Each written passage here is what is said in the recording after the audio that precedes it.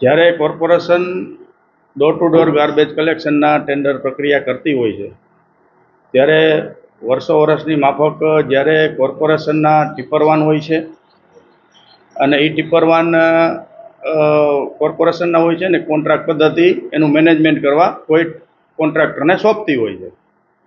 જે મારા ધ્યાનમાં હતું, જેના હિસાબે મને જ્યારે આ ખબર પડી કે ભાઈ આટલી રકમ છે, એટલે મેં કમિશનર સાહેબને એ રીતના લેટર લખ્યો હતો કે ભાઈ આટલું બધું મેનેજમેન્ટના કોઈ દી આટલા બધા પૈસા હોય નહીં.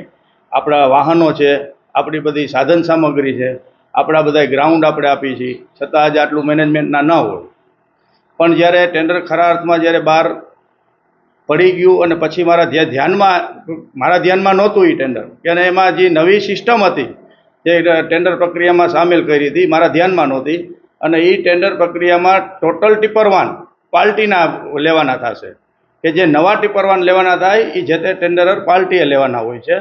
અને એમાં જે એમઆરએ સેગ્રીગેશનનું જે એને નાખેલું છે જે સિસ્ટમ નવી, એમાં માની લો કે મટીરિયલ રિસાયકલિંગ ફેસિલિટી પ્લસ પીટીડી નાખેલું છે, પર ટન ડેનો જે અનુભવ હોય, આ રીતનું એ લોકોએ ટેન્ડરિંગ બહાર કર્યું હતું, જે મારા ધ્યાનમાં નહોતું. અને એનો ખર્ચો, એનું માની લો કે પ્રી કોસ્ટિંગ ખૂબ ઊંચું આવે, કેમ કે એને કોન્ટ્રાક્ટરે ખુદે બધી સામગ્રી વસાવવાની છે અને એમાં મેન પાવર જે છે એ ટોટલ એને આપવાના છે અને એમાં ઘણી બધી સિસ્ટમ સામેલ કરેલી છે.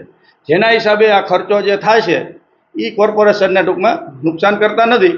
પણ ટૂંકમાં શું છે કે એ મારા ધ્યાનમાં નહોતું, પહેલાં જૂની સિસ્ટમ પ્રમાણેનું ટેન્ડર હતું એટલે મારે પત્ર લખ્યો હતો, પણ ટૂંકમાં ટેન્ડર પ્રક્રિયા આખી અલગથી હતી, જેનો ખર્ચ એટલો થાય છે. હવે ટિપ્પર વાન કોન્ટ્રાક્ટરે જ રાખવાના છે. નવા કોન્ટ્રાક્ટમાં ટિપ્પર વાન કોન્ટ્રાક્ટરે જ ખરીદી કરવાની. હા, કોન્ટ્રાક્ટરે જ ખરીદી કરવાની છે.